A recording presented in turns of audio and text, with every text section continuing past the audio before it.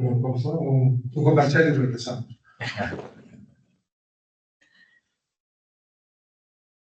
Muy bien, pues tenemos con nosotros a Miguel Ángel Ciro Caldani, aunque sea online, pero lo tenemos con nosotros, y a María Ángeles Pérez López. Los voy a presentar a ambos de comienzo y les dejo hablar. Miguel Ángel Ciro Caldani en estos momentos es catedrático emérito de Filosofía del Derecho y de Derecho Internacional Privado de la Universidad Nacional de Rosario y ha estado también en la Universidad de Buenos Aires con anterioridad dirigiendo el posgrado. Miguel Ángel Ciro Caldani es un verdadero maestro del derecho y de la cultura y un teórico sobre las relaciones entre derecho y cultura. Por eso su presencia aquí tiene pleno sentido. Ha trabajado, por ejemplo, en la relación entre derecho y literatura, en la relación entre el Martín Fierro de José Hernández y la Constitución Argentina de Vélez, que es uno de sus trabajos señeros. Y tiene múltiples publicaciones sobre filosofía del derecho, sobre tridimensionalismo, la visión del derecho como normatividad, pero no solo como normatividad, sino también como realidad social y expresión de los valores. María Ángeles Pérez López es una poeta española, es vallisoletana, profesora titular de literatura hispanoamericana en la Universidad de Salamanca. Como poeta tiene numerosas publicaciones, tiene desde 1997, si no me equivoco, que es el primer libro, Tratado sobre la geografía del desastre, hasta el libro Mediterráneo de los muertos, Premio Internacional Margarita Hierro 2023.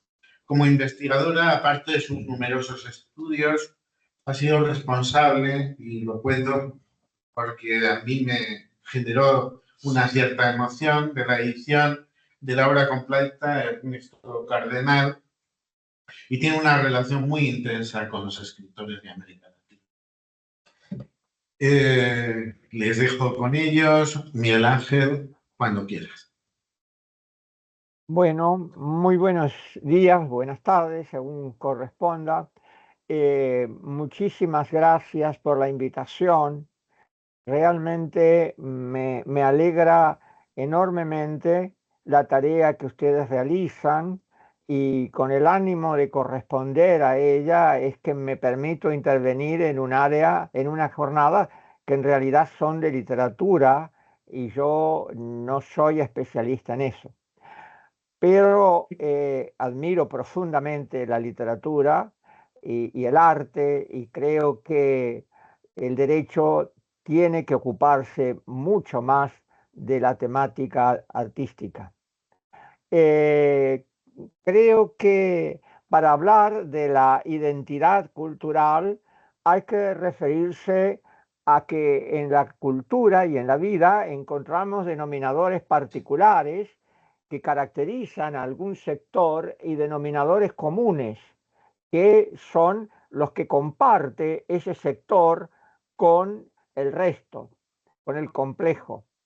Y me parece que la idea de la identidad cultural en el derecho, por ejemplo, nos arraiga en la corriente de la escuela histórica.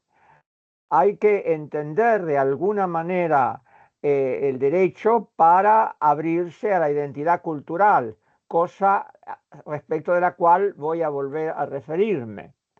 Y por el otro lado, me parece que en la tradición española, de la filosofía española, evidentemente la identidad cultural hace a la circunstancia y por lo tanto hace a lo que en América Latina, sobre todo en Argentina, admiramos en el pensamiento de Ortega y Gasset.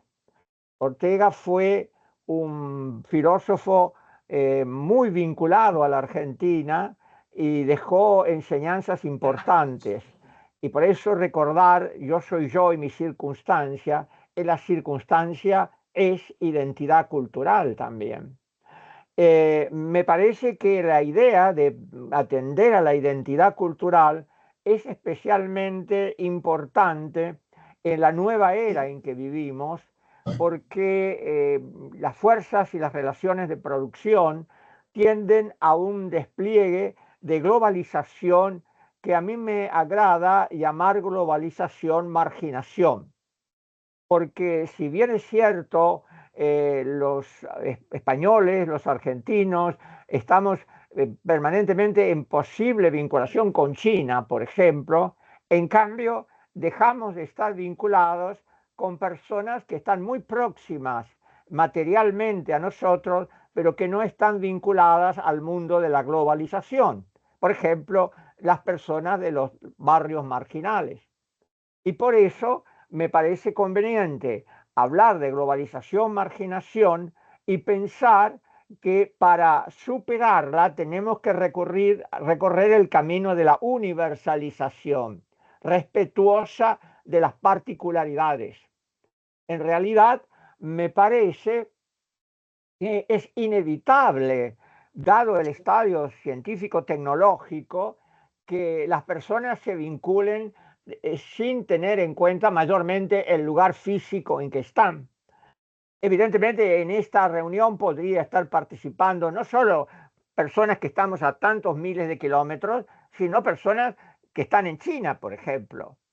Pero el problema está en preservar las particularidades, preservar la identidad cultural y cómo entonces la identidad cultural nos lleva a procesos de integración y por ese camino de la internacionalidad y de la integración es que vamos a confluir en una consideración planetaria respetuosa de las particularidades, respetuosa de lo humano, y que no seamos devorados por la ciencia y la técnica al servicio de, a mí me parece, un capitalismo que brinda muchos aspectos positivos, pero a su vez nos vacía de contenidos nuestra propia personalidad.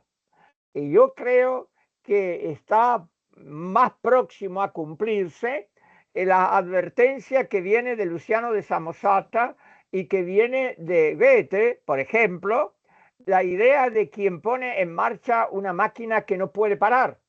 ¿Recuerdan el aprendiz de brujo? Y yo creo que el problema puede ser este. O sea, estamos poniendo en marcha máquinas máquinas en sentido muy genérico, recursos tecnológicos que deberían estar a nuestro servicio. Por ejemplo, esta mañana. Y esto es muy bueno. No lo podríamos hacer sin los recursos de la ciencia y de la técnica. Pero luego corremos el riesgo de que estos recursos se rebelen contra nosotros y entonces no solo no los podamos parar, sino que seamos dependientes de ellos, que es la idea del aprendiz de brujo. Entonces me parece que es muy importante atender a lo particular como un escalón imprescindible para llegar a lo universal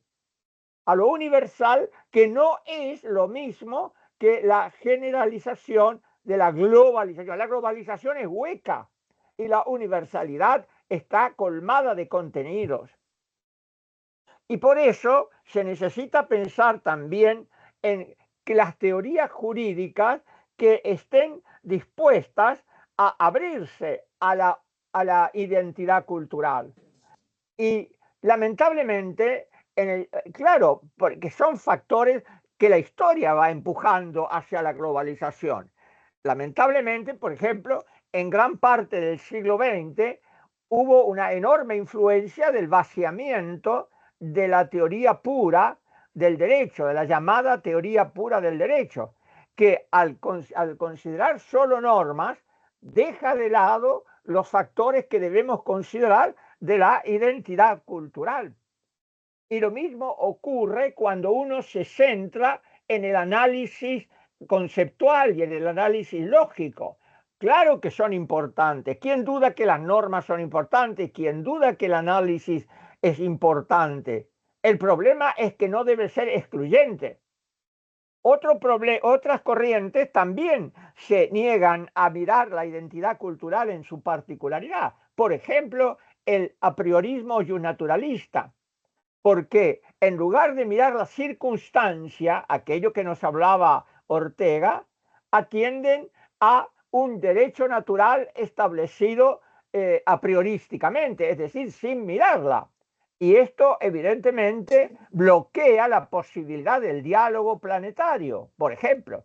Entonces, el formalismo, el naturalismo a priorista, el economicismo, el criticismo radicalizado, me parece que no advierten la necesidad de atender a las particularidades. Yo creo que, en cambio, el tridimensionalismo del que participo, que tiene en cuenta hechos, lógica y valores en el derecho, es más abierto a la consideración de la identidad cultural, porque en los hechos están precisamente las bases sobre las que se construye la identidad cultural. La identidad cultural surge de condicionamientos naturales, de economía, de religión, de lengua, de ciencia, de arte, incluso de las artes. O sea, España es España porque es una península también. España no sería España si fuera Ucrania, o sea, si tuviera el territorio de Ucrania.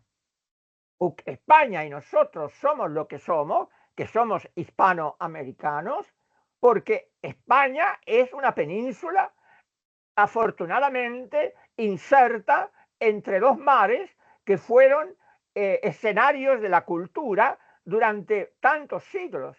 O sea, por un lado está en el Mediterráneo y por el otro lado está en el Atlántico. O sea, el Mare Nostrum del mundo fundacional y el Mare Nostrum que sucedió en el Atlántico. O sea, hay condicionamientos naturales. España no puede ser Ucrania, ni Ucrania puede ser España. Y esto no quiere decir que sea uno mejor que el otro, son distintos.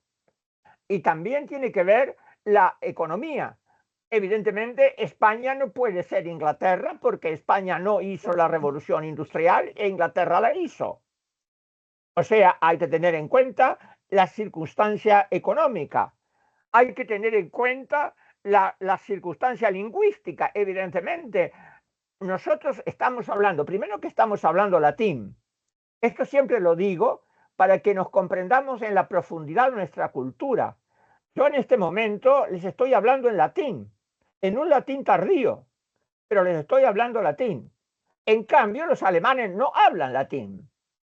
Y eso hay que entenderlo en la identidad cultural hispanoamericana y en la europea.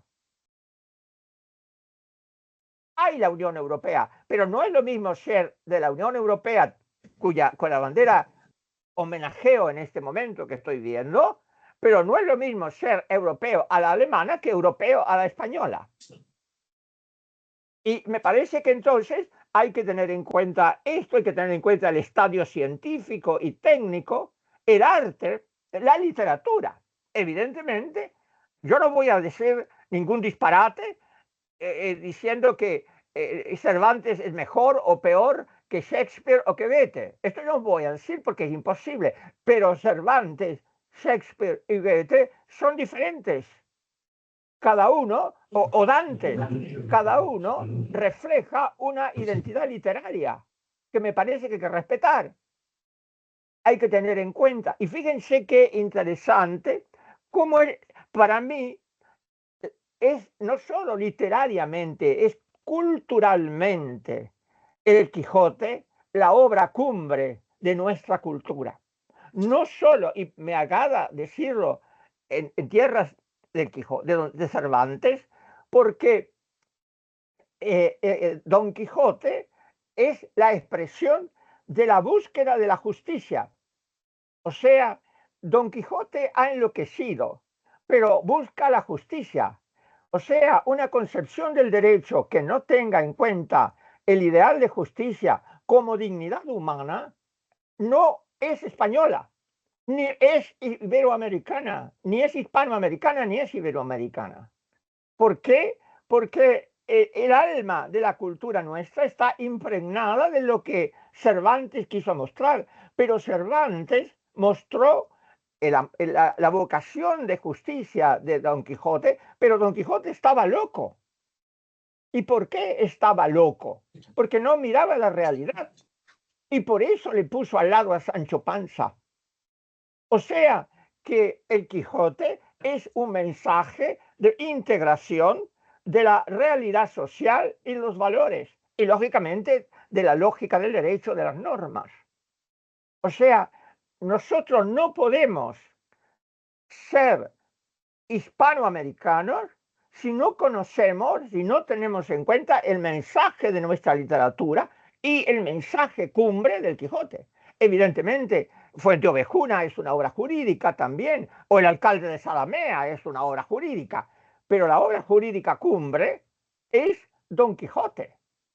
Y por esto, para nosotros es imperiosa tener en cuenta las dos dimensiones que se nutren en la tercera, que es la dimensión normológica.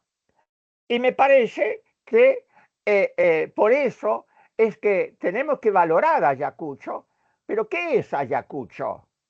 Ayacucho no es el final del vínculo hispanoamericano, de ninguna manera. Es un episodio de la historia hispanoamericana. Es un episodio. Ayacucho es la expresión casi de una guerra civil. Fíjense que el virrey era un liberal español y por eso obraba el virrey del Perú y por eso obraba como obraba. O sea, es un reflejo de las tensiones de la cultura hispanoamericana, iberoamericana.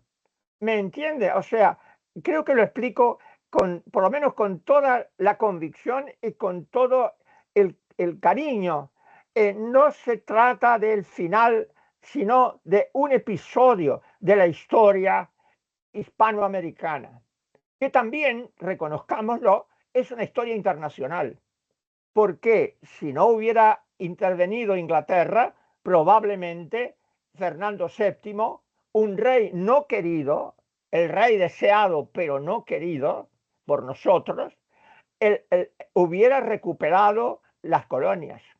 De modo que Ayacucho es plurisignificativo, pero es un momento recordar los próximos 200 años de Ayacucho para valorar, me parece, la identidad cultural más intensamente.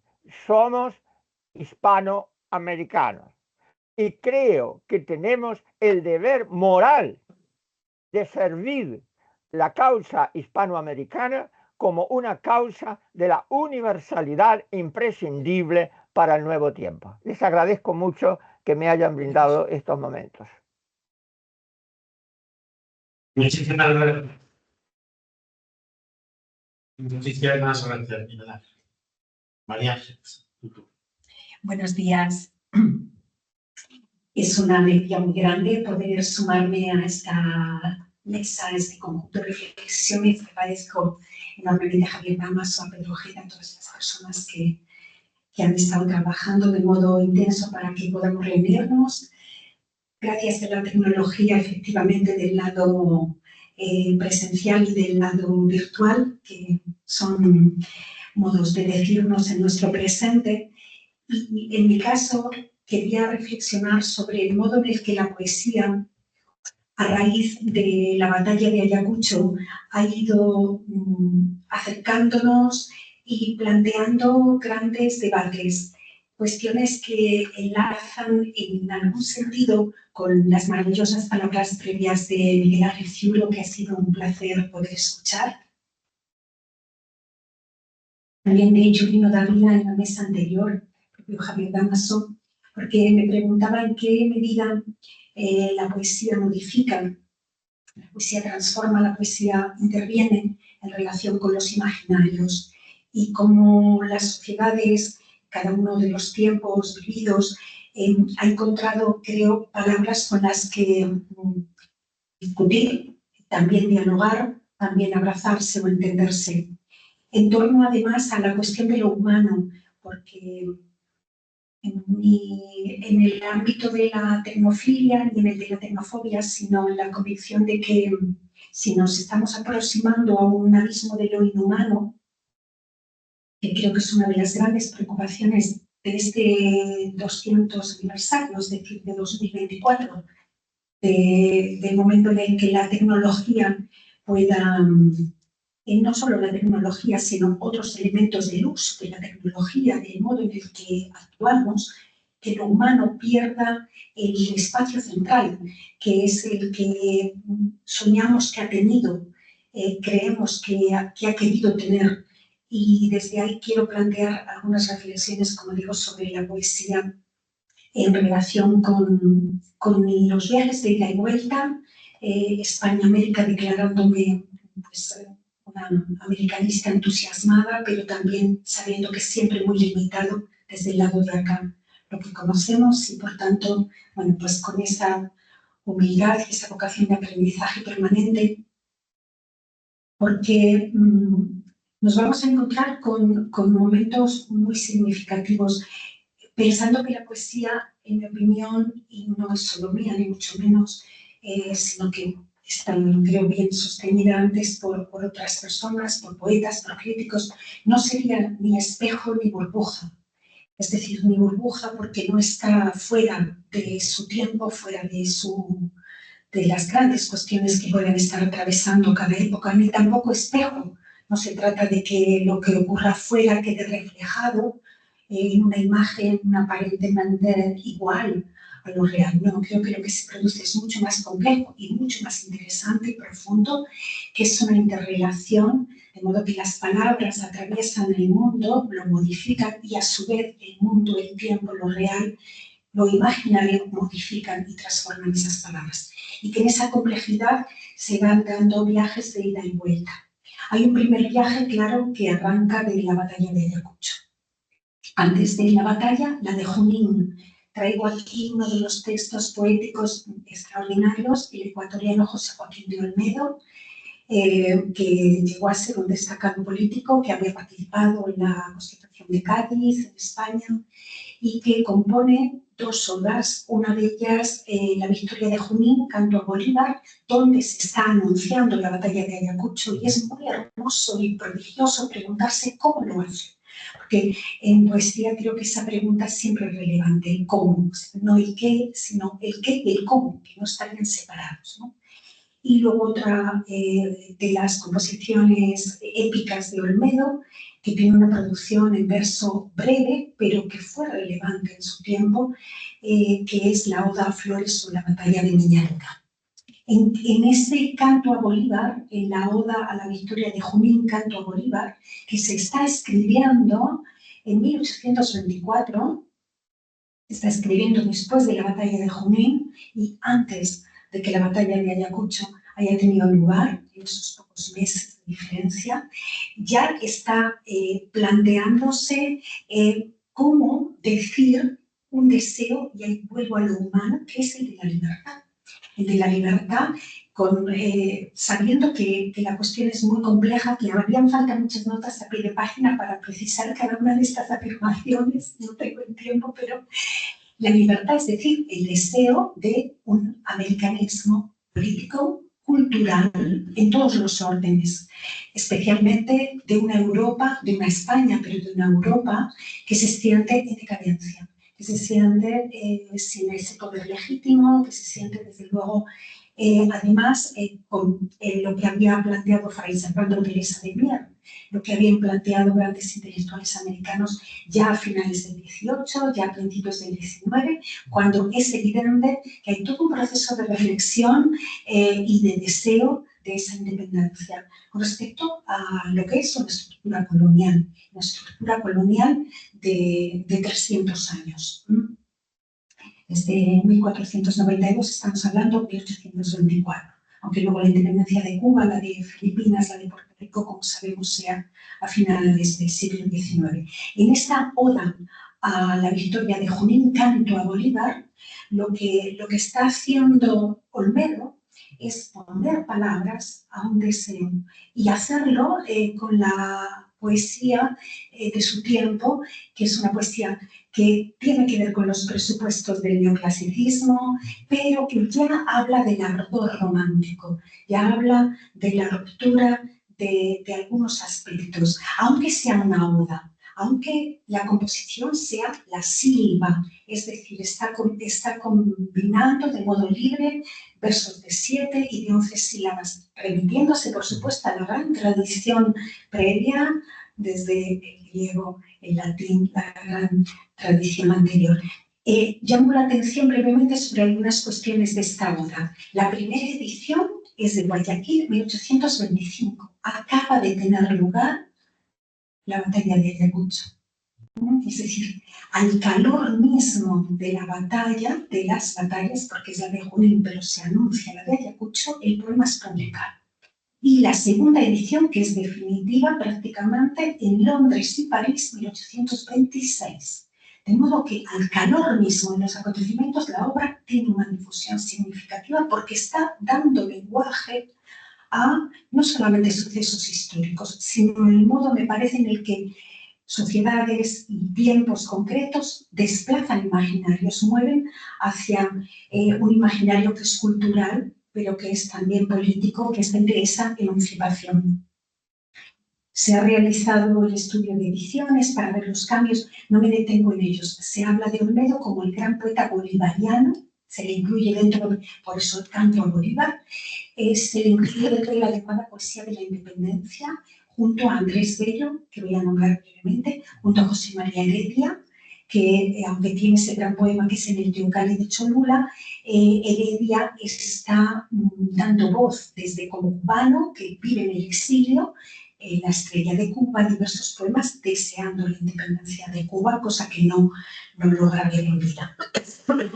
Es prodigioso este poema extenso que es la victoria de Junín canto a Bolívar, porque se estructura en 3 partes. Una primera que es la batalla, el episodio de guerra, donde se da la relevancia a Bolívar, el trueno horrendo que en fragor revienta, e insisto en esas R's para que se sienta el tambor, esas alteraciones, la cuestión prodigiosa en que la poesía hace que las palabras no sean.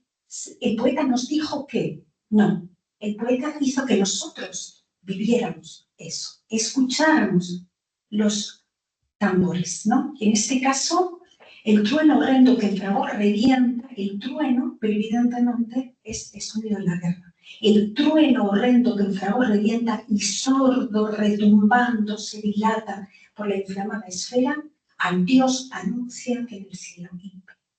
Evidentemente es un comienzo absolutamente épico del que destacan estas aliteraciones prodigiosas, de modo que estamos escuchando la tormenta y estamos escuchando un trueno horrendo, pero es que ese trueno está anunciando la figura de Bolívar, está anunciando, porque a continuación aparece el rayo, y el rayo que en Junín rompe y ahuyenta la hispana muchedumbre que más feroz que nunca amenazaba a sangre y fuego, eterna servidumbre. Contra esa eterna servidumbre se alza el poema, y lo hace con toda su potencia, con la capacidad que la lengua tiene de expresar. Eso en la primera parte. Hay una segunda parte en que aparece el Inca Huayna Cápac. Se abre el cielo, Huayna Cápac, padre de Atahualpa y de Huáscar, ¿verdad?, con quien el imperio de los incas había tenido el máximo esplendor. Huayna Cápac aparece narrando proféticamente la batalla de Ayacucho. De modo que está vinculando a Bolívar, que es quien triunfa en la batalla de Junín, y a Sucre, la batalla de Ayacucho. Y está uniendo esos 2 acontecimientos, que evidentemente estaban unidos históricamente, pero lo hace poéticamente. Está estableciendo una ligación prodigiosa en esa figura de Huayna Cápac. Y luego una tercera parte es el cierre de la composición con la voz del poeta en primera persona. Entonces es como digo, prodigioso pensar cómo en ese momento la poesía escrita en español, en esta lengua que compartimos, pero que ya quiere manifestar su capacidad de decir otro escenario, que es el escenario contra esa eterna servidumbre. Es ese escenario de libertad, de independencia, que luego, sin embargo, va a matizar muchos aspectos, porque decía, harían falta muchas matizaciones. Por ejemplo, en el momento en que el Inca Huayna Cápac, hablando y anunciando la victoria de Bolívar, dice, pero no debe volver mi imperio, no debe volver, porque no se trata en realidad de una reivindicación propiamente dicha del pasado prehispánico, sino porque está diciendo Huayna Cápac, entre los incas los hubo también tiranos. No se trata de volver, no, se trata de abolir la figura del tirano. Se trata que la figura del tirano, que es este momento, claro, de construcción de las nuevas repúblicas, del proceso de independencia en la guerra, en la batalla, para poder construir las nuevas repúblicas. Como decía, se funden esos dos acontecimientos gloriosos en un solo himno, que es un himno de exaltación al libertador, a Bolívar, pero que también está dando cuenta de otros aspectos, como puede ser esa búsqueda de la ruptura frente a la eterna servidumbre. Por eso se nombrará, voy a traer aquí unos versos de los que aparece la batalla de Ayacucho y cómo aparece en el poema de Olmedo, que recordemos, dedicado a la batalla de Junín. Oh valle de Ayacucho, bien hallado, oh valle de Ayacucho, bien hallado, ¿no? De los salmos, bien hallado. Campo serás de gloria y de venganza, mas no sin sangre. Yo me estremeciera si mi ser inmortal no lo impidiera. Está hablando Huayna Cápac, que es inmortal.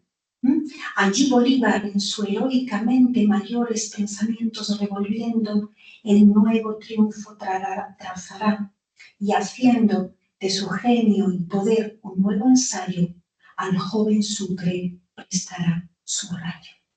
Así que ese rayo que acababa de aparecer al comienzo del poema aparece en muchos versos, 490 versos más tarde, aparece 490 versos más tarde, primero para vincular estrechamente estos dos elementos y también para señalar lo que el Inca está logrando en este momento de apertura de un tiempo que se deseaba. Por las manos de Sucre la victoria ciñe a Bolívar lauro inmarcesible. Oh triunfador, la palma de Ayacucho, fatiga eterna el bronce de la fama, segunda vez libertador te aclama. Esta es la hora feliz. Desde aquí empieza la nueva edad al Inca prometida de libertad, de paz y de grandeza.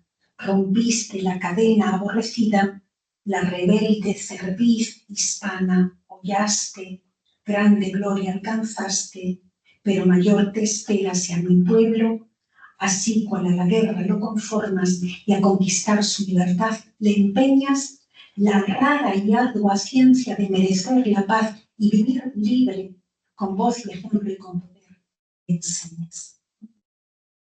Después viene esa estrofa en la que el propio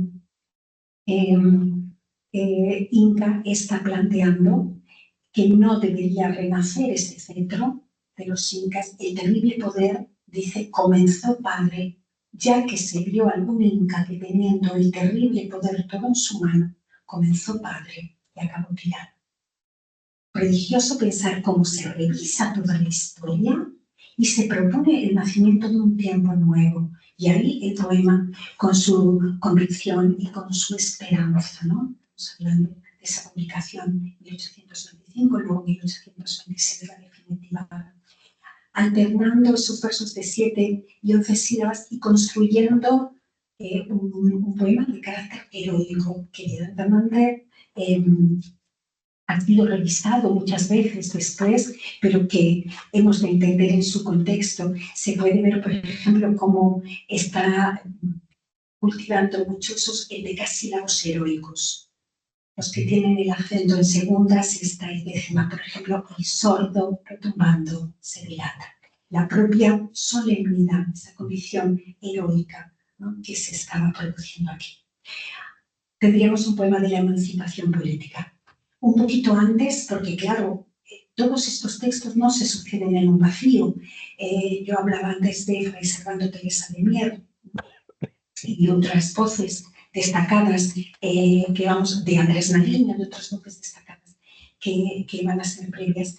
Previamente, solo un año antes, Andrés Bello, venezolano, que estaba exiliado en Londres, bueno, en ese periodo en Londres que se está trabajando para la independencia de América, en la revista que funda junto con Juan García del Río, Biblioteca Americana, en Londres, publica Andrés Bello un poema absolutamente extraordinario, que es también una oda, que es también, bueno, una silva. La forma es la de la silva y tiene ciertos elementos vinculados a la oda, que es alocución a la poesía, donde dice nada menos el poema de Bello a la poesía. Poesía, tiempos que dejes ya la culta Europa.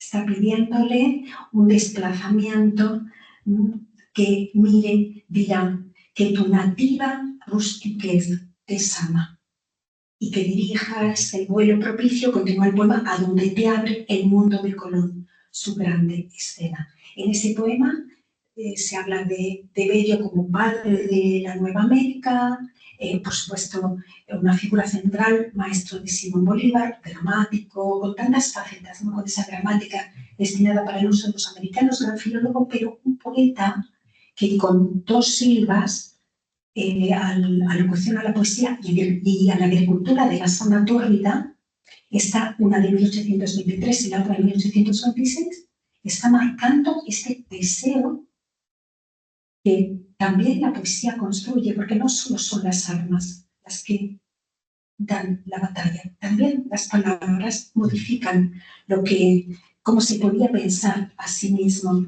este nuevo territorio, ¿no? Este territorio que se sentía vinculado, pero a la vez en el deseo de la independencia. ¿Por qué poesía tiene que abandonar Europa?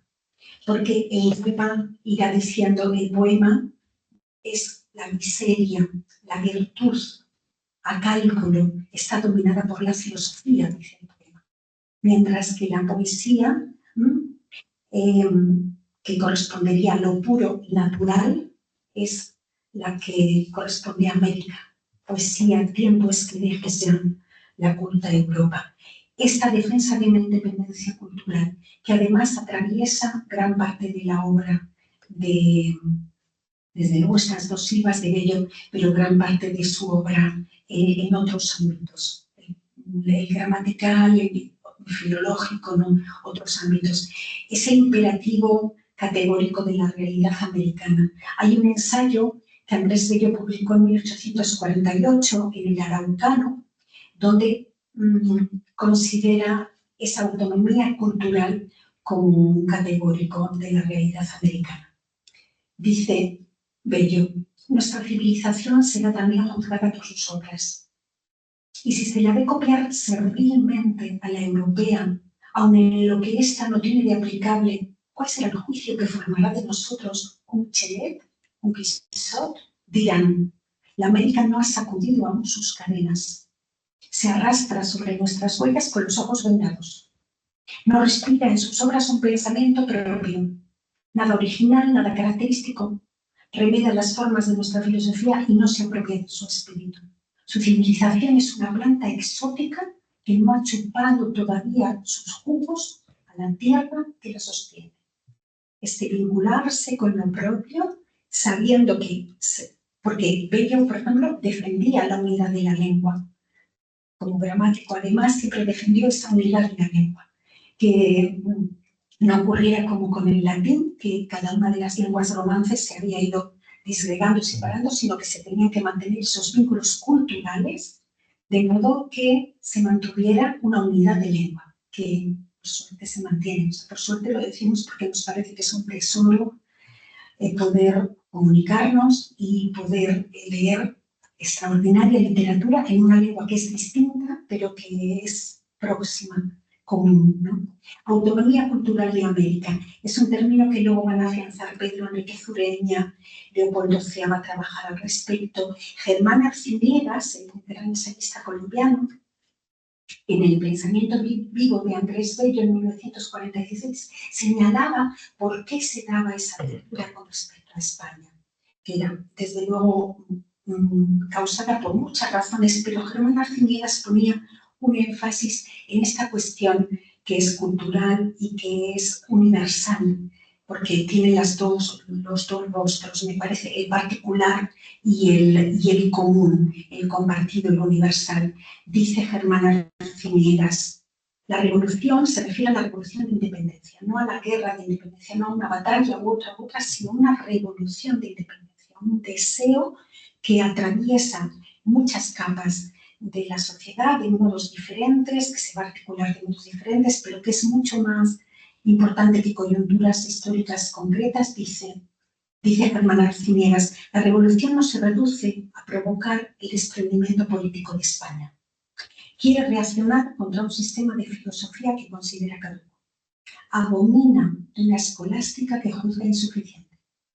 Tiene la ambición de precipitar a las nuevas generaciones de América en la corriente vertiginosa de las ciencias contemporáneas. Se enamora de las matemáticas, de las ciencias naturales, opone el contrato social de Rousseau al derecho divino de los reyes, implica una revisión de todos los conceptos tradicionales. Y creo que hay que ver esta cuestión también para percibir con el alcance de esa revolución. Otro poema en torno a Ayacucho, además de, bueno, es esa presencia no central en el poema, pero sí vinculada a él, que es la del poema de Olmedo, aparece en Rafael María Baral, un poeta venezolano del siglo XIX, que llegó a ser académico de la lengua, el primer americano que es académico de la lengua, y tiene un famoso soneto dedicado a la batalla de Ayacucho. No lo voy a comentar, está en Adiós a la Patria, en 1842, pero sí señalar que se están insistiendo en estos elementos que hemos visto antes, pero él añade la cuestión del fratricidio. Me ha parecido muy interesante porque es una reflexión que ha hecho el profesor Miguel Ángel antes sobre ese fratricidio. Dice Baral, mudo el cañón del campo fratricida, el suelo en sangre tinto, la bandera que triunfadora el orbe recorriera por española menos abatida. Oh Pizarro, oh dolor, si aquí blandida tu centellante espada reluciera, del mundo de Colón, señora fuera, no de mis propios hijos, ay, vencida. Así, sobre los Andes, real matrona, el manto desprendido adusto el ceño, con llanto de furor su mal pregona. Y al ver un mundo en manos de otro dueño, a la vencida tropa por testoro, lanza en pedazos mil el cetro de oro. Bueno, formalmente es un muy valioso soneto, pero sobre todo lo que quería destacar es esta presencia de un campo fratricida, es decir, esa conciencia también de que de un lado y otro había españoles deseando esa libertad que América estaba deseando. Por ejemplo, pensamos en relación con lo que ocurre con el regreso de Fernando VII. Es decir, lo que significa el fracaso, o sea, esa derogación, si los comunistas no me corrigen, de la Constitución de Cádiz, ¿no? Lo que implica eso también para la España del momento. Entonces, me parece muy importante traer esta cuestión aquí, porque no solamente lo que estaba ocurriendo en el lado americano, sino también, desde luego, lo que estaba ocurriendo en el lado español y cómo se va a percibir este abismo, esta distancia entre modelos de gobierno, modelos de la vida, modelos culturales, ¿no? Y cómo la poesía daba cuenta con mucha fuerza de ellos. Y quería traer aquí, saltar en el tiempo, porque me gustaría señalar cómo Y en estos primeros poemas que he comentado se ve tan próximos a la propia batalla, tan próximos al año 1824 o directamente vinculados a él. Se puede ver la ruptura o esa vocación de ruptura con una España, una Europa que se considera en decadencia, que tiene que ver también con las tropas napoleónicas, con todo lo que significa esa percepción de, como dirá Andrés Bello, de que la encina está carcomida. La lira, apoyada en la encina, esa encina tiene, ya que está carcomida, tiene que dejar que la lira sea llevada a América y que América se dedique a cantar sus propios asuntos. Y me gustaría traer un momento en el que creo que se produce un viaje en sentido contrario, o complementario, porque no es propiamente contrario. El momento en el que grandes poetas americanos, aquí teníamos grandes poetas americanos, sobre todo Bello, que es una figura central, Olmedo. ¿Y qué va a pasar en el siglo XX cuando se va a percibir que es del lado español, europeo, pero concretamente español, donde hay un abismo que la historia abre? Me refiero a la Guerra Civil Española. Me refiero a los grandes libros de la Guerra Civil Española escritos por americanos, que son a quienes debemos, me parece, aquellos libros que son imprescindibles para pensarnos. España, aparta de mí este cáliz de desagravio. Absolutamente. España en el corazón, de Pablo Neruda. España, poema en 4 angustias y una esperanza, de Nicolás Guillén. Los poemas sueltos que Vicente Huidobro dedica a la España republicana. Es decir, ese momento en el que la poesía siente, ¿no?, y leída, escrita por americanos, se siente que es parte de un hilo común, de un vínculo común, que es un vínculo que no se ha roto en realidad. Es decir, se ha roto en ciertas partes o con ciertos rostros de España, de Europa, pero no en algunos otros aspectos, y se produce esa llamada de España, como se conoce, el segundo Congreso de Intelectuales Antifascistas para la Defensa de la Cultura, la presencia de todos estos autores a quienes debemos la mejor poesía en torno a lo que podría ser libertad y barbarie, fascismo, el temor a la presencia del fascismo, la preocupación en el caso de Vallejo de que ese orden de la vida fuese sustituido por un orden de muerte, hasta tal punto y con una dimensión cristológica tan profunda y una experiencia de amor tan profunda, que España pasa a ocupar el lugar de Dios en esa invocación religiosa de Cristo en el huerto de los olivos: Padre, aparta de mí este cáliz. España, aparta de mí este cáliz. Y que Vallejo escriba, la madre España, ¿no? Si cae España, digo, es un decir. Niños del mundo, id a buscarla, id a buscarla. Entonces quería terminar con ese ir a buscarla, verla primero caer, que vamos a hacer, ver, claro, que corresponde a un contexto histórico muy concreto y sin duda que de un conjunto de razones poderosísimas, y del otro lado, id a buscarla. Niños del mundo, si cae España, digo, es un decir, id a buscarla. Gracias. Muchas gracias. Muchas gracias a ambos. ¿Podemos tener ahora preguntas? Sí. Bueno, primero las tres, no, pero no. Para que nos oigan bien. Sí, Pedro Ojeda. Bueno, primero mi felicitación a los tres ponentes de hoy, porque yo creo que ha sido de una gran altura y que provoca muchos debates. De hecho, esto podría ser el núcleo de un congreso para debatir, como deben ser los congresos, para debatir. Entonces, me han parecido tres intervenciones de una enorme altura. Bueno, tengo una pregunta concreta, es una curiosidad, y luego una propuesta de debate que no vamos a resolver aquí, por supuesto, pero para empezar a pensarlo.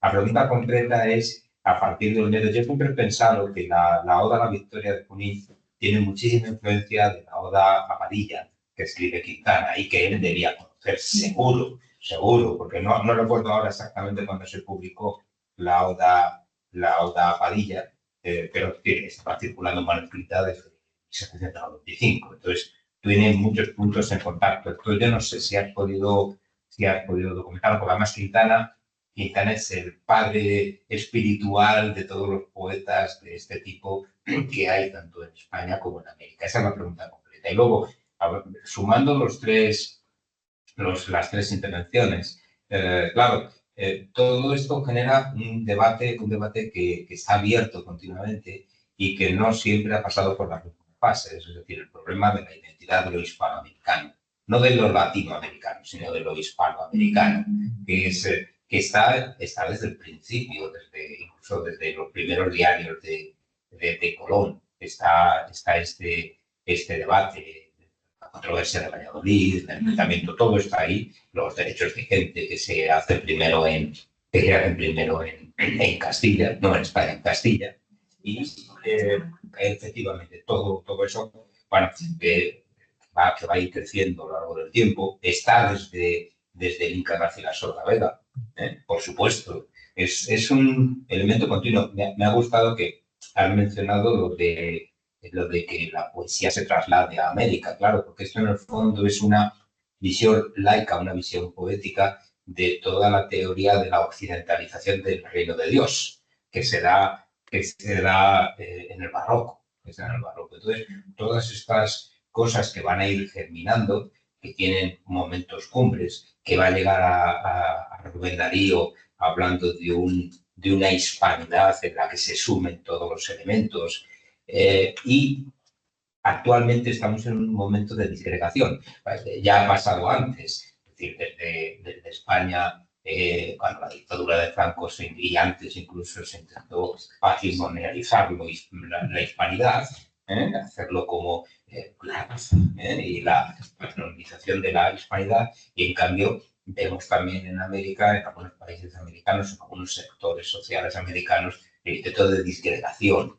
Entonces, sí que me gustaría conocer vuestras opiniones a este respecto, porque yo creo que es un debate en el que deberíamos estar continuamente para evitar también, pues, desde los populismos a otra serie de cuestiones, porque es un debate que nos afecta. Curiosamente, es un debate que ya tiene resuelto, fijaos, la Real Academia.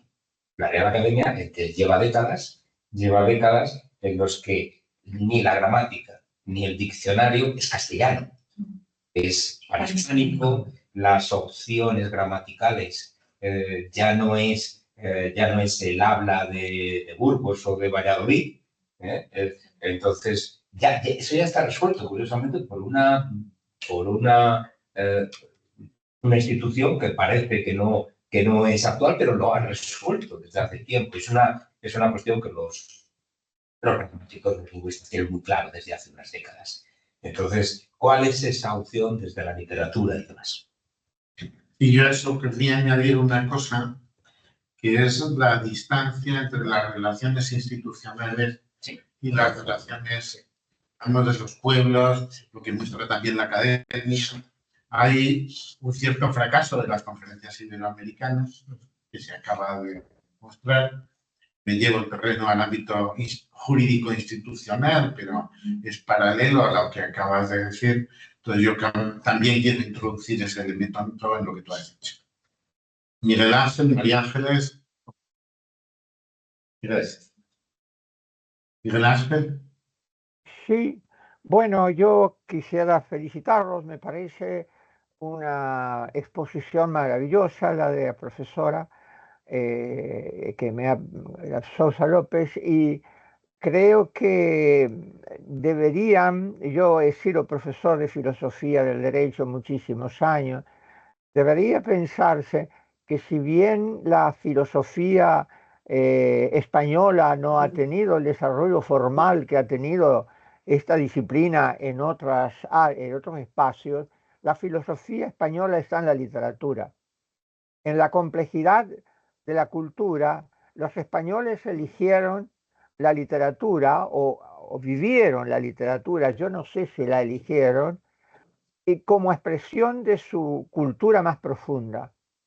La hispanidad está en gran medida en la literatura, la percepción del mundo española está en la literatura española, y además creo que debería reescribirse la historia, debería hacerse un replanteo. Por ejemplo, yo comprendo que Ayacucho es vista desde América como una epopeya anti-española, pero porque no explican lo que es Ayacucho en España. O sea, no explican que Ayacucho es en el clima de los 100.000 hijos de San Luis.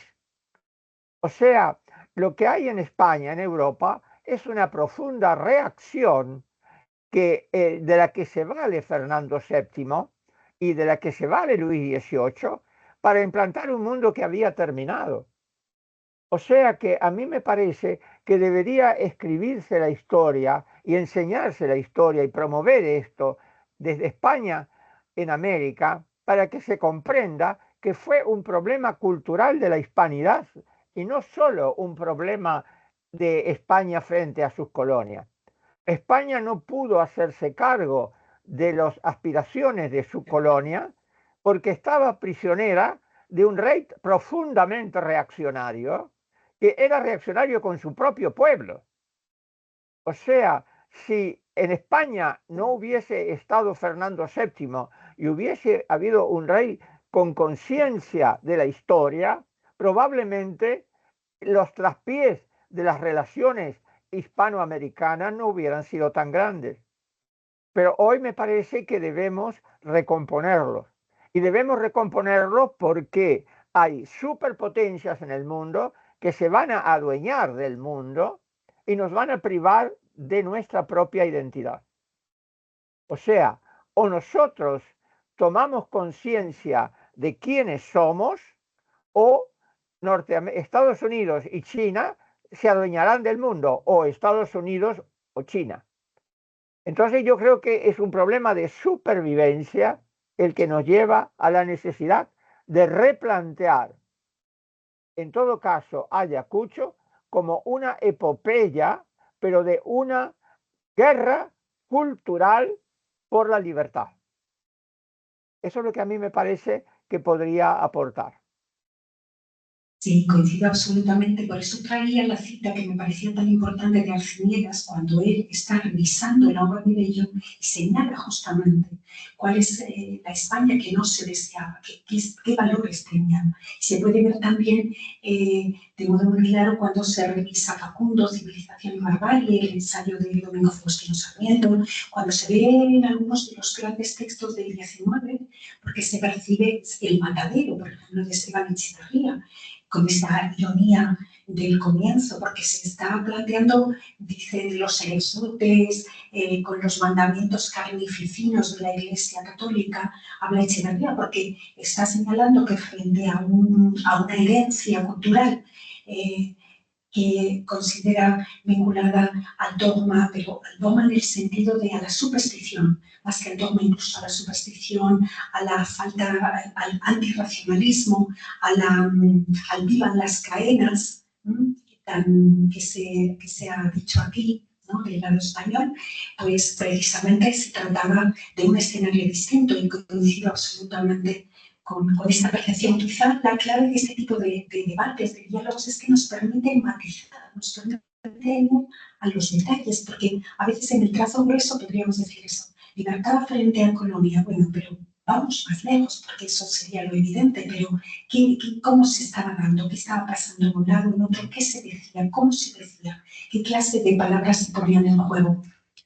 Y yo quería recordar aquí precisamente toda esa España con la que una parte de América, por lo menos, va a considerarse vinculada, ¿no?, de la que no se rompe ese cordón umbilical, me parece, que es, por ejemplo, la Escuela de Salamanca, la de Fray Bartolomé de las Casas, la de los grandes dominicos del XVI, de Francisco de Vitoria, ¿no? Pero, o sea, figuras, y así a lo largo del tiempo, porque estas son las más conocidas, pero así a lo largo del tiempo, donde hay también una autocrítica y hay un esfuerzo de revisión profunda de los parámetros coloniales, mucho más tarde, desde luego, porque ese debate llega mucho más tarde, pero sí de las relaciones de poder, por ejemplo, de la figura de la esclavitud, de qué tenía que ocurrir con esa dimensión del alma, de los naturales, como se decía.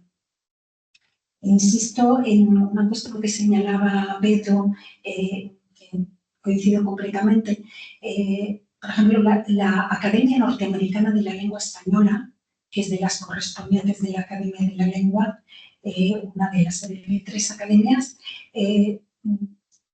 reúne el español en Estados Unidos, que son más de 50 millones de personas, solo más grande que la población española. Y esa visión panhispánica que ojalá podamos asumir, interiorizar y revisar, ¿no?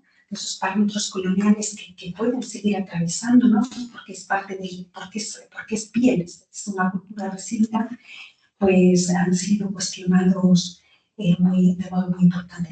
En cuanto a Quintana, los modelos neoclásicos son centrales para la obra de Olmedo. También bello, pero con menor intensidad, pero en el caso de Olmedo son centrales y su vinculación con toda esa tradición es muy fuerte. De ahí la oda se podrá ver cuando Rubén Darío escribe la Oda Russell como ya hay un cierto cambio. Pero aquí todavía estamos en esos parámetros, me parece, muy próximos. Muchas gracias, no tenemos mucho más tiempo, intentamos que haya abrir el debate, no es necesario que te muevas, abrir el debate con los siguientes intervinientes. Perdón, gracias. Pues tenemos ya a Gladys Mendía y Álvaro Mata Guillé con nosotros. Gladys Mendía es poeta y es escritora venezolana y traductora. Es también una gran dinamizadora cultural. Ha editado y publicado diversas revistas literarias y colecciones literarias. Sus libros más recientes son El Cantar de los Manglares, de 2018, y Aire, por ejemplo, en 2023. Está también en esa vinculación entre España y América y entre los propios estados latinoamericanos. Yo a Gladys la conocí en Barcelona hace 6 años, con lo cual conseguimos que viniera hace 2 años a Valladolid, porque también estaba en tierras europeas. Bienvenida, Gladys. Todo tuyo. Muchísimas gracias, Javier, por esa generosa presentación. Muchísimas gracias a todas las personas que hacen posible estas jornadas de pensamiento, de poesía. Me siento muy afortunada de poder compartir con ustedes. Y bueno, conversando con Javier sobre qué podría decir yo en el medio de este encuentro, ¿verdad?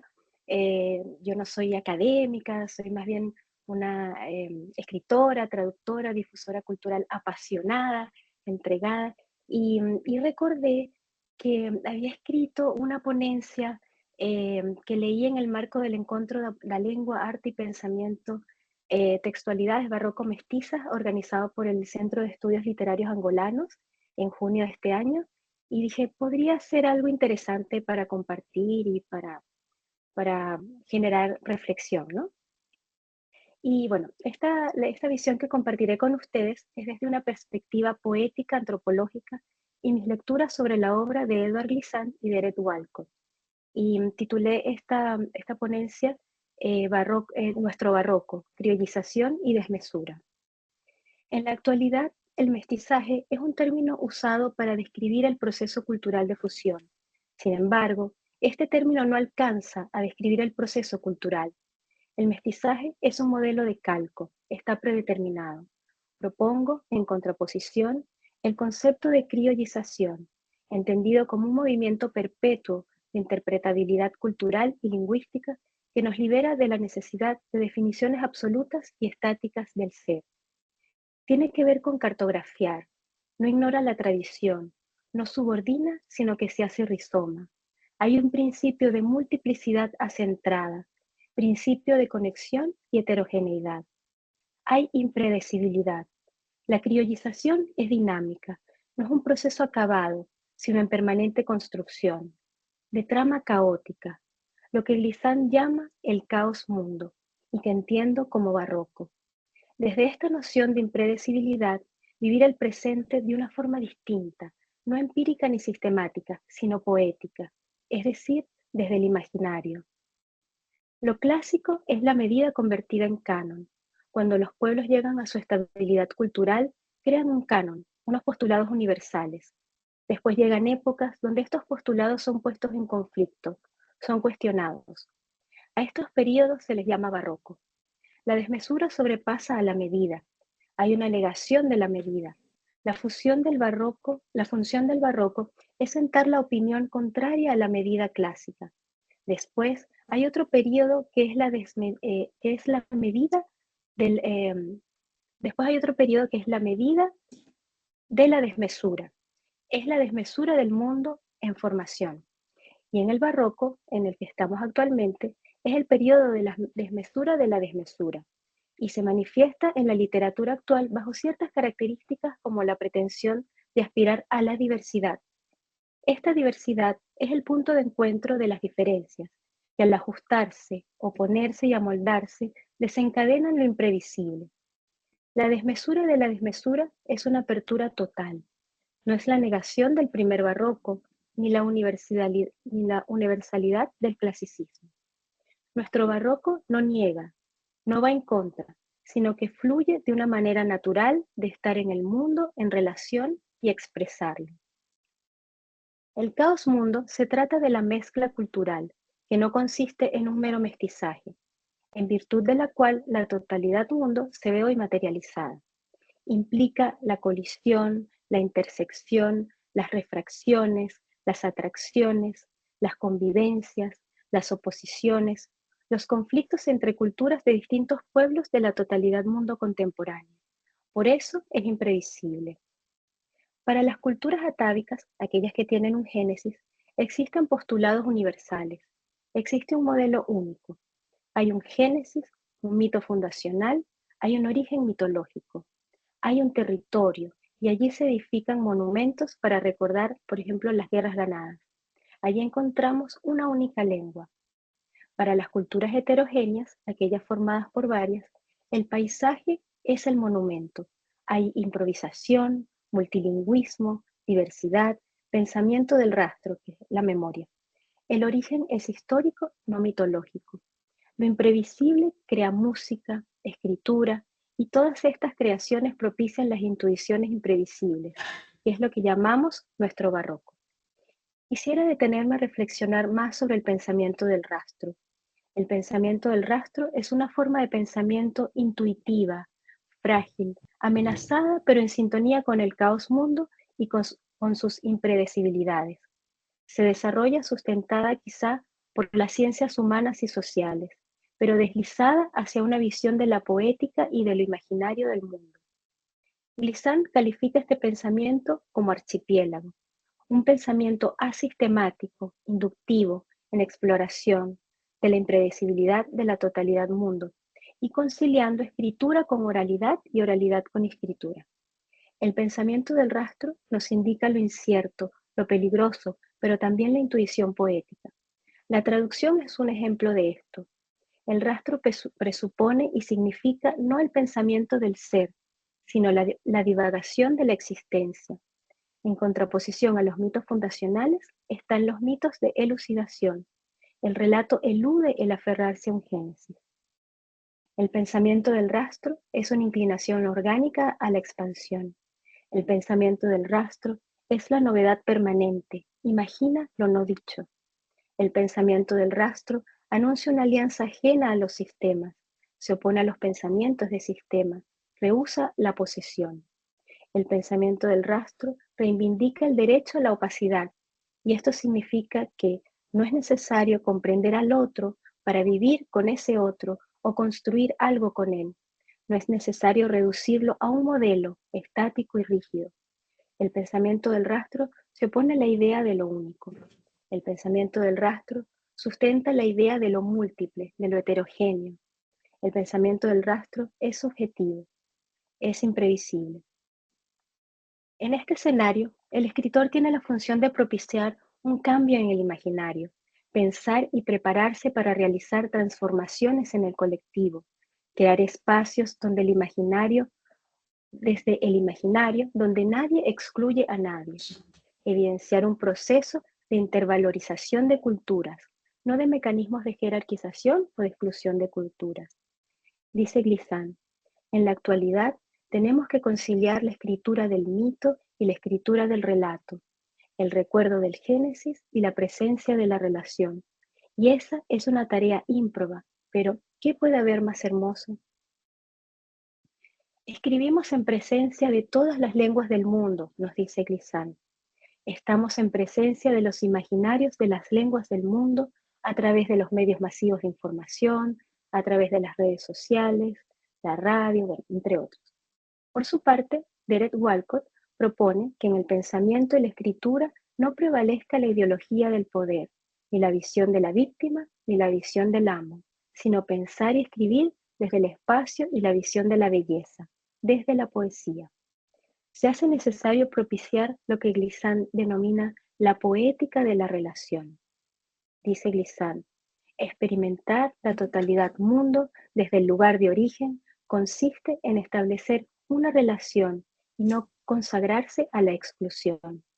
Creo que la literatura, a propósito de esta cuestión de la identidad, entra en un periodo en el que predominará la épica, una nueva épica y contemporánea. Cierro la cita. Esta nueva épica que nos habla Glissant es desde la visión de una comunidad abierta, multilingüe, que está en presencia de todas las culturas y lenguas del mundo. Esta nueva épica podrá mirar sin temor todas las posibles existencias del mundo. La antigua visión universalista y generalizadora da paso a una nueva visión expansiva. Una nueva visión expansiva no busca completar la totalidad, sino a imaginar lo no dicho. No hay fuga ni repetición, sino el nuevo arte de la soltura del mundo. Y pensando en esta propuesta de Edward Glissant, que recomiendo mucho este libro, que se llama Introducción a una poética de lo diverso, que es maravilloso, recordé al pensador y filósofo José Manuel Briceño Guerrero, ya falleció, que él en este libro muy interesante que se llama El laberinto de los tres minotauros, él se hace la pregunta si existe filosofía en Latinoamérica, si existe en realidad un pensamiento latinoamericano, ¿no? Y entonces habla de cómo, bueno, su propuesta, ¿no? Su visión de lo que él siente que es el pensamiento latinoamericano, y él habla de tres discursos, que el pensamiento latinoamericano lo conforman tres discursos. Dice, siempre presentes en la producción intelectual, las actitudes emocionales y la acción política en Latinoamérica. Y son los siguientes. El europeo segundo, importado desde fines del siglo XVIII y que engloba las ideas del racionalismo, la ilustración y la utopía social. El segundo es el cristiano hispánico o mantuano, que ha gobernado la conducta individual, las relaciones familiares y los sentidos de dignidad, honor y felicidad del hombre latinoamericano. Y por último, lo que él llama el tercer discurso, que es el discurso salvaje, que se manifiesta en nuestras más íntimas emociones y relativiza a los otros dos a través del sentido del humor, la embriaguez y un secreto rechazo por todo. Entonces él dice que en su observación, en su propuesta, que él observa que estos tres discursos se encuentran, digamos, una convivencia armoniosa, es a través del arte. Y entonces coincide un poco con Glissant con esto de que a través del imaginario poético es que estas formas de ser y estar en el mundo conviven armoniosamente y sin jerarquías y, y pueden expresar sin miedo, ¿no? Sin miedo, porque sabemos que muchos de los problemas a veces sociales, económicos, políticos, tienen que ver con el miedo al otro, ¿no? A, a perder la identidad, ¿no? Y lo que da un poco de, bueno, lo que a mí me dio mucha paz y mucha tranquilidad de estas propuestas es entender que la identidad es algo que se transforma, es algo movible, es algo abierto y sin miedo, ¿no? A las relaciones y que las relaciones justamente se dan por las diferencias. Entonces no hay que tener miedo pues a las diferencias y que la poesía pues realmente es ese lugar de encuentro o el arte, las expresiones artísticas, ¿no? Son ese lugar de encuentro. eh, y también recomiendo mucho, por ejemplo, el libro Homeros de Derek Walcott, que es un libro de poesía, una poética maravillosa. Y ahí podemos encontrar mucho de esos discursos en relación, ¿no? Y bueno, ese sería mi intervención, mi aporte, y muchas gracias por esta oportunidad. Muchísimas gracias. Muchísimas gracias, Gladys. Tenemos a Álvaro Mata Guillén. Álvaro es un poeta, escritor, director teatral de Costa Rica, vive en México, es director del Festival Internacional de Poesía en el Lugar de los Escudos. Es también un claro amigo de Valladolid y ha colaborado incesantemente con los poetas de Valladolid y de Castilla y León. Bienvenido, Álvaro. Adelante. Buenas tardes y buenos días, porque acá es buenos días tempranito. Muy agradecido, Javier, de esta invitación ya reiterada a compartir, a conversar, a escucharnos. Un saludo también a María Ángeles Pérez, que está ahí, que también participó de este festival, igual que vos, de los escudos. He estado desde hace un buen rato escuchándolos y claro, cuando los escucho se me vienen un montón de cosas a la cabeza y al final siempre me sucede, digo, bueno, ¿qué vamos a hablar de esto? Literatura, derecho, cultura, identidad y en el marco de 200 años de una batalla que se da en el Perú, donde se busca la independencia. Y podríamos pasar así, como lo dijo ahora una de las personas que hizo una pregunta, hablando muchísimo de cosas. Pero yo, digamos, lastimosamente tengo como otras preocupaciones alrededor de esos temas y que voy a leer algunas notas que hice a partir del triunfo de Trump, que creo que tiene que ver con todo esto, y que creo que estamos más bien no en una época de renacer cosas, sino de morir cosas. Y entonces, bueno, leo, y sobre eso expondré algunas otras ideas. Dice, nuestra época vive un renacimiento, pero no del arte, la poesía o la ilustración, tampoco de la belleza o la plenitud, la que a mí, como a Gambo, me aparece amarga, abrazada a esta época al nihilismo y al vaciamiento de nuestro ahora, que convierte en sombras las cosas. Del sustrato más profundo de la sociedad, el que ha estado siempre ahí, cimentándose, emergen nuevamente como derroteros sociales los atavismos que han reproducido la indiferencia hacia el dolor del otro, como la censura de la otra y su cuerpo, los que se transfiguran en el fin que justifica los medios de la bestia sin escrúpulos que destroza a su presa, transformando su accionar, recorriendo las diferentes épocas del sedentarismo hasta llegar a nuestros días, en barbarie, en crueldad, en fascismo.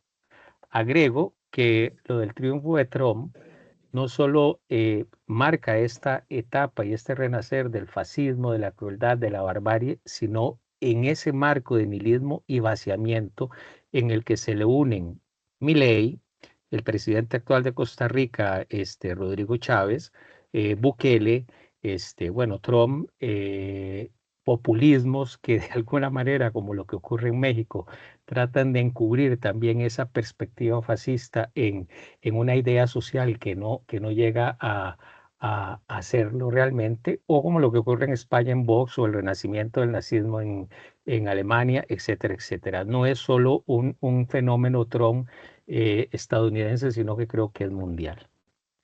Renacimiento, ojo, no de encuentro ante la orfandad de nuestro tránsito, sino de separación y ruptura. No de conciliación, sino de egoísmo y odio. No de igualdad, libertad, fraternidad, que ese es el marco curioso que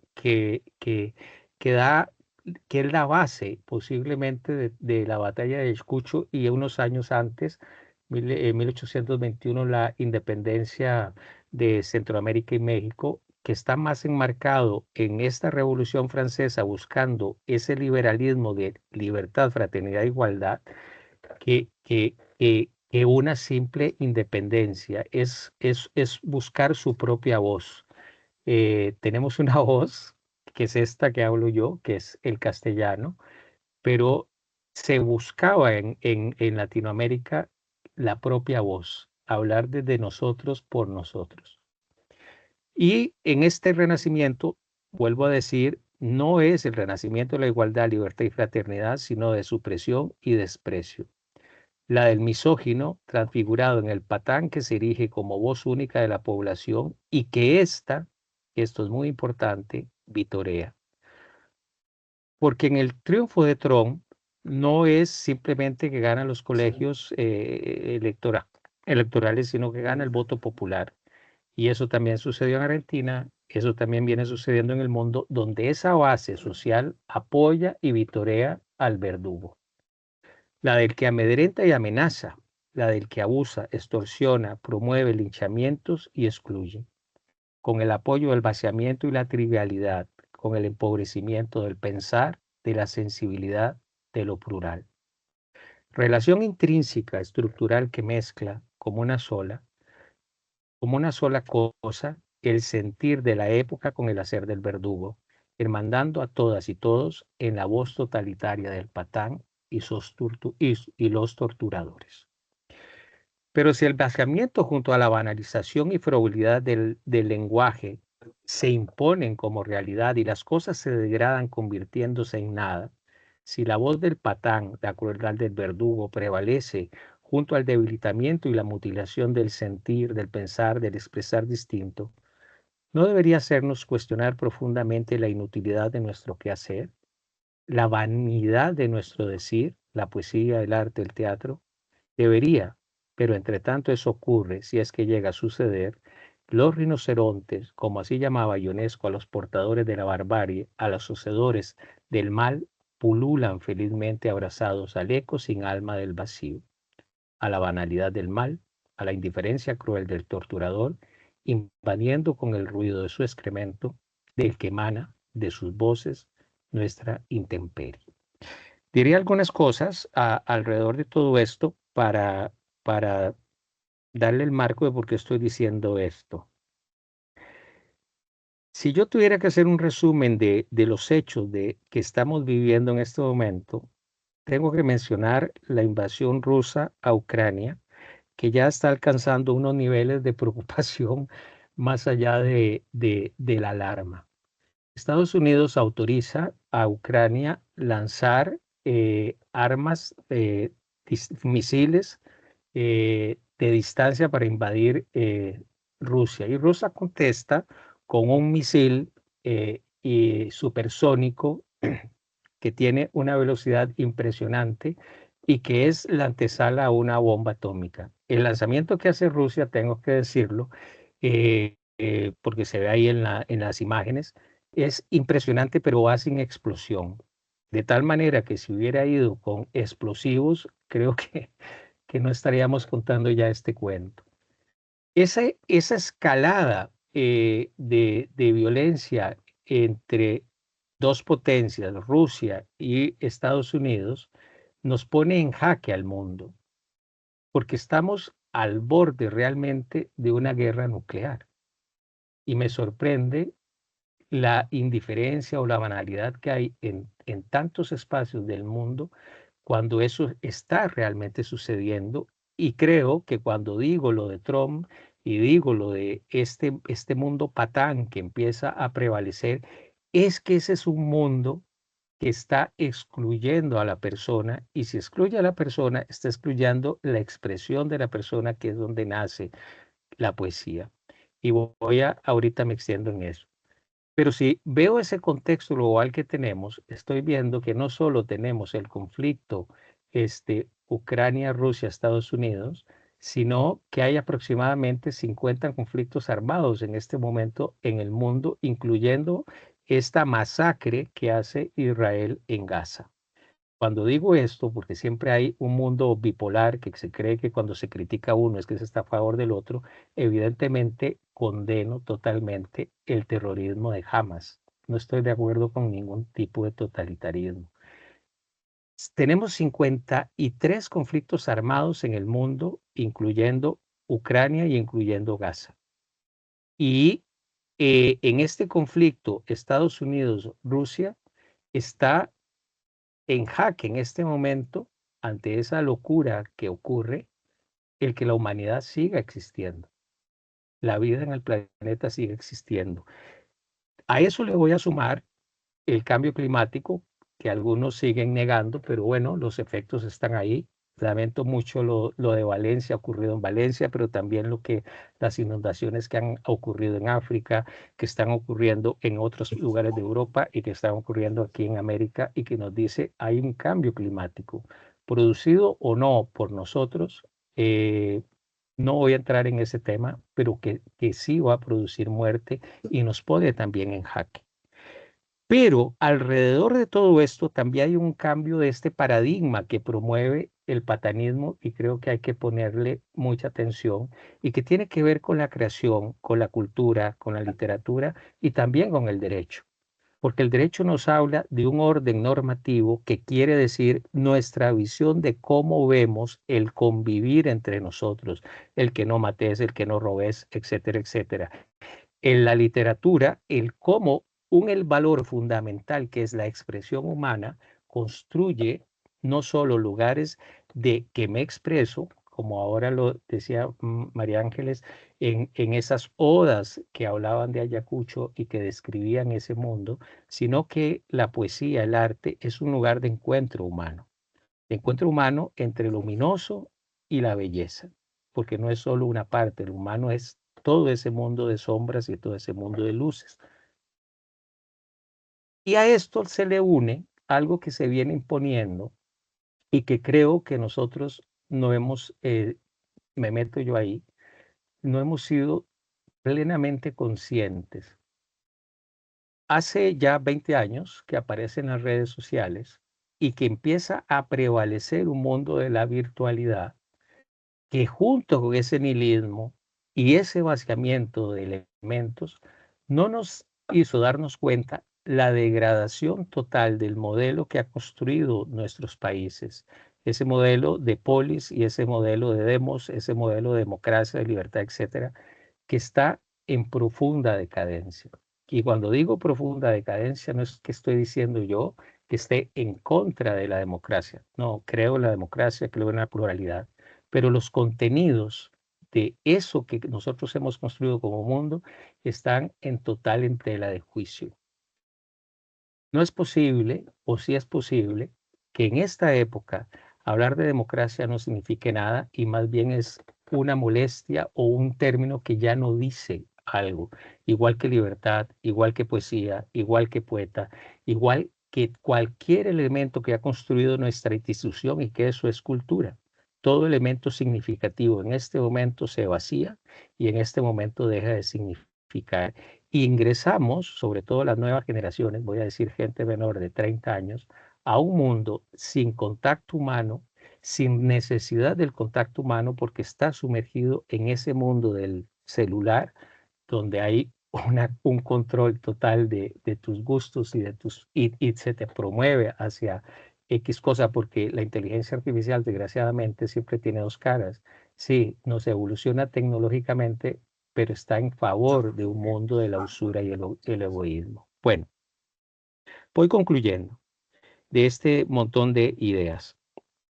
Me parece que ahora que escuché a María Ángeles me recordó la novela El cerco de Ismail Kadare, que era esta novela donde él hablaba de la invasión otomana a Albania. Y resulta que los otomanos llevaban a los cantores para que escribieran sus hazañas. Y entonces era este poeta que iba a cantar algo así como Orfeo, que era esa hazaña. Y eso han hecho de alguna manera los poetas, pero seamos más precisos. Este poeta iba a cantar las hazañas del verdugo, de aquel que estaba imponiendo una visión totalitaria a ese pueblo que hacía ese cerco defendiéndose y que efectivamente no pudo hacerlo. ¿Cuál es el papel en este momento del cantor? ¿Cuál es el papel de los festivales de poesía, de los encuentros literarios, de escribir? ¿Cuál es el papel de la democracia si estamos hablando de este vaciamiento? ¿Cuál es el papel del derecho si es el órgano que nos de alguna manera regula las relaciones sociales? Yo voy a terminar esta intervención con Parménides. Parménides hace un viaje regresivo al inframundo. Se conoce Parménides porque sucede del ser y lo no ser, y etcétera, etcétera, etcétera, ¿verdad? Lo que es, lo que no es, y siempre está, digamos, capturado por los filósofos. Pero resulta que Parménides escribió un poema. ¿Y por qué escribe Parménides un poema? Hagamos el recorrido. Él lo llevan en un carruaje conducido por yeguas, las hijas del sol, a hablar con la diosa al inframundo, al origen, al lugar de los muertos. ¿Por qué Parménides va hacia la noche a buscar la sabiduría, que no es la sabiduría, sino que la diosa le dice, vos vas a ser un mensajero mío de lo que tenés que llevar allá, de eso que queremos saber, de esa condición humana al mundo? Yo creo que en este cambio que hay de paradigma, que es ya muy evidente, deberíamos revisar ese mito en donde el sol y la noche son lo mismo.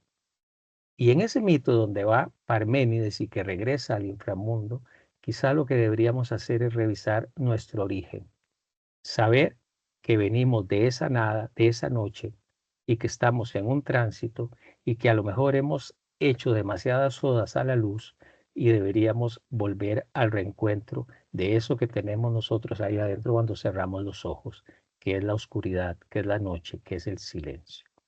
Quizá eso hace o debería hacernos que nos replanteemos el por qué estamos aquí cuando han caducado, cuando se han degradado una serie de instituciones que nos hablaba del más allá, de otros lugares, y nos damos cuenta que esto es simplemente un tránsito que algunas perspectivas pareciera que no les importa, y que el cambio climático es un efecto, que las guerras es otro, y que este vaciamiento funcional que nos sumerge a un individualismo totalmente enceguecido, que elimina lo democrático, que elimina lo plural y que elimina todo aquello que nosotros conocíamos como sociedad. Ese tal vez sería el camino ahora del poeta, volver al silencio y nombrar las cosas. Creo que tal vez esa es la tarea de esta época, renombrar las cosas cuando los lenguajes dejaron de decir algo y solo se utilizan para vociferar. Bueno, gracias. Muchas gracias, Álvaro.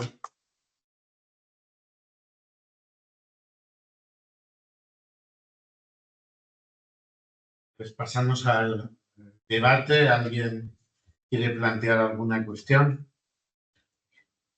Se han introducido enormes elementos sobre la mesa, sí.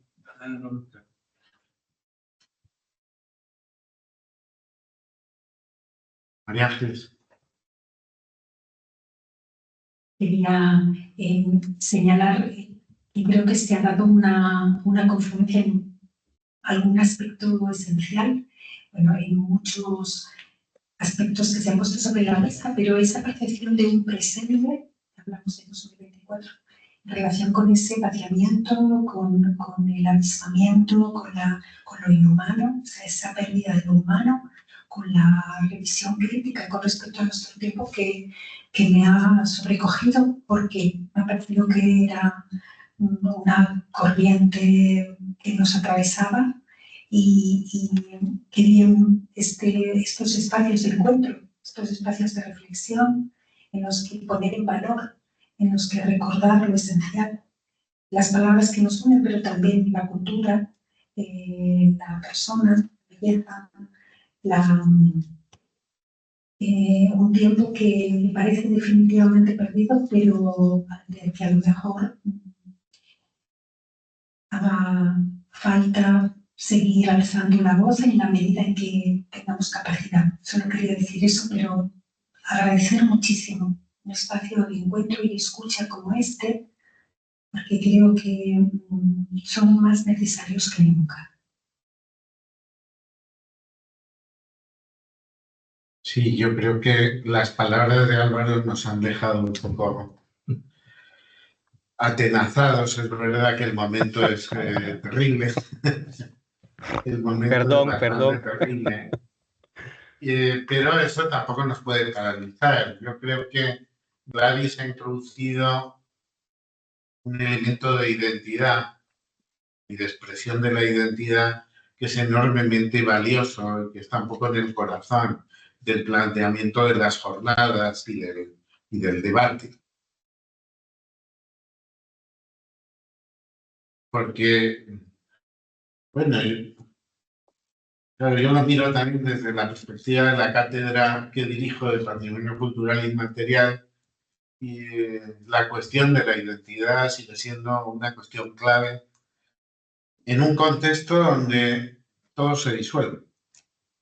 Pero como mecanismo de defensa, precisamente frente a la disolución, lo que se produce es una reafirmación de las identidades. Y en esa probablemente la reafirmación de las identidades lo que permite es no sentirse absolutamente solo en el marasmo en el que estamos atravesando.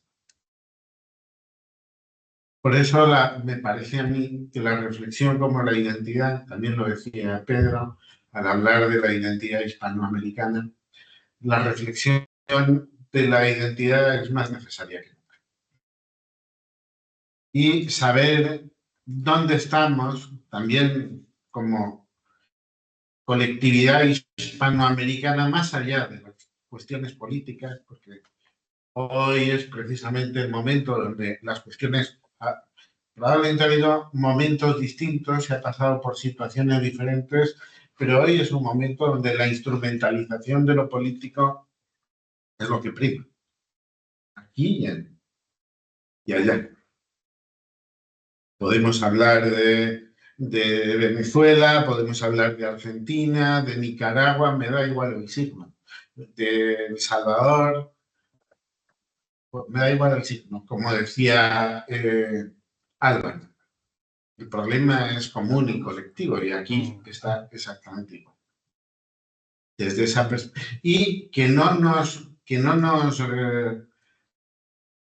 cambien el relato, porque también en estos momentos hay una batalla sobre lo que somos y nos construimos y somos desde la narratividad. No ha podido estar Luis Díaz, pero lo que nos define como humanos es el relato, la capacidad de narrar, lo que no nos cambien nuestro relato, porque hay una clara, a mi modo de ver, manipulación. Vuelve a haber, como en la época de entreguerras, una clara manipulación sobre el relato. Es mi punto de vista, más que pregunta, una reflexión. Y yo sí voy a hacer una propuesta que se lo acabo de plantear a Pedro, de sacar una publicación. Este debate, sí, es muy importante. Yo lo que os planteo de lo que aquí podemos ampliar. Yo invitaría a Luis Díaz, por ejemplo, creo que Pedro debe escribir también. Yo os planteo una publicación, porque me parece que el tema es muy importante. Como decía Pedro, esto da para un congreso. Bueno, somos más humildes, no hacemos un congreso, hacemos unas jornadas, pero bueno, pensad también si queréis que pueda intervenir alguien más, tampoco es necesario una cosa enorme, podemos hacer una cosa muy humilde con 10, 12 y sacar una publicación. Ya me encargo yo de buscar dónde y cómo publicar. ¿Parece bien? Y si alguien quiere decir muy algo buena más. idea. No ha aparecido Alfonso desde México, no sé si habrá tenido algún impedimento, pero bueno, Alfonso también. Alfonso es una persona muy significativa. Alfonso pertenece a una comunidad indígena mexicana. Alfonso ha sido presidente de la Comisión de Derechos Humanos de Jalisco, un equivalente al defensor del pueblo aquí. Es jurista, catedrático de Derecho Constitucional y os voy a contar, nos conocimos porque vino a reivindicar a un personaje muy desconocido que es Francisco Tenamaxtli, que era un líder indígena mexicano en la época de la conquista y como el líder de la guerra del Mistón en México, que fue una pesadilla para los españoles en la conquista. Y como era tan problemático, lo trasladaron aquí a España sin decir que era un cacique, que era un rey mexicano. Y cuando viene aquí, pues él reivindica su carácter de rey y de nobleza y le acoge Bartolomé de las Casas y ejerce su defensa frente a Carlos V. Tenamaxtli es reconocido por el monarca, por Carlos V, como rey o como cacique mexicano, le trata como rey, es acogido en el hospital de Esgueva y como le tratan bien, dice, bueno, me quedo un poquito más. Y el pobre enferma y fallece en Valladolid y es enterrado, según parece, en el cementerio del Hospital de Esgueva, que estaba delante de lo que hoy es la iglesia de la Antigua, es decir, al lado de la catedral. Y Alfonso vino con otros defensores del pueblo de otras zonas de México y venía a buscar los restos de Tenamaxtli. Claro, hoy en día absolutamente inencontrables en el cementerio de delante de la iglesia de la Antigua.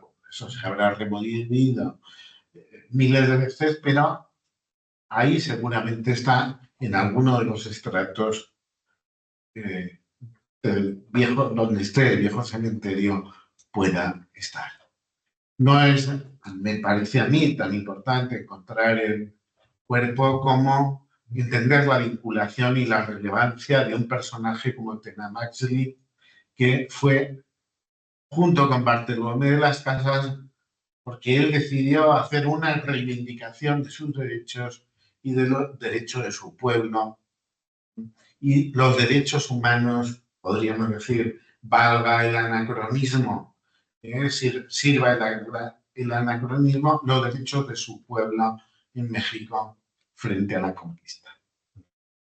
Pues aunque no está Alfonso, sí quería un poco manifestarlo para mostrar la relevancia de lo que era su presencia.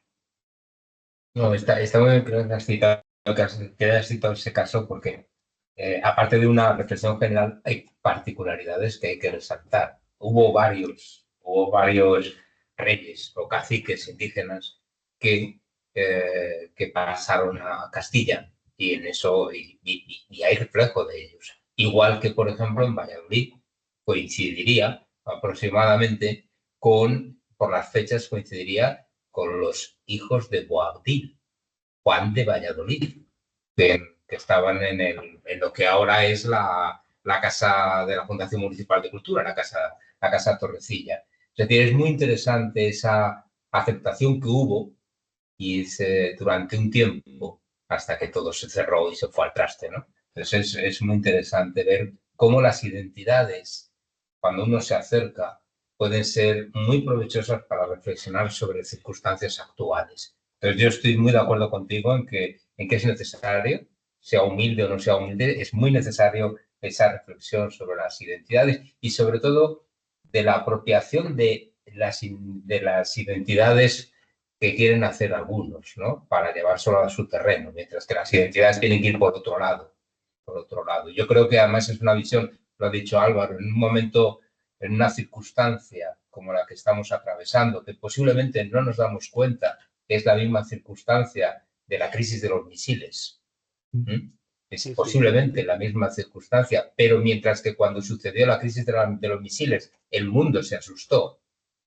Hoy estamos dedicados a ver vídeos en TikTok. Esa es la gran circunstancia actual, ¿no? Entonces, es un momento en el que hay que reflexionar sobre las identidades construyendo, no dividiendo como se quieren construir las identidades ahora, dividiendo, separando. Son identidades que pueden convivir en un proyecto común. Yo creo que eso es interesantísimo y urgente, más urgente de lo que nos parece. No sé, posiblemente haya ojalá, ¿no? Una tercera guerra mundial y nuestro libro, nuestra reflexión quede en la nada. Pero, como decía Julián Marías, que por mí no quede.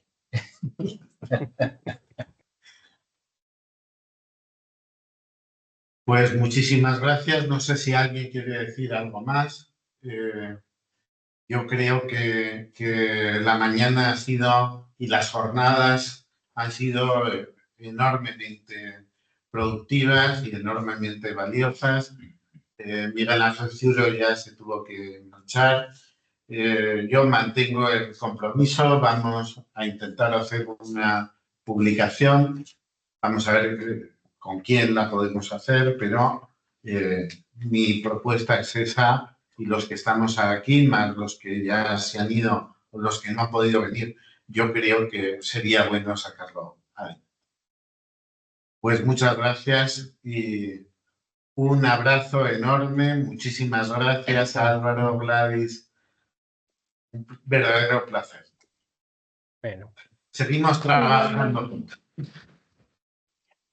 Muchas gracias a los ponentes también.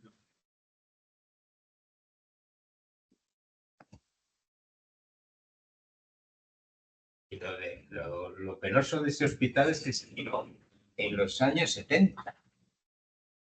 Es que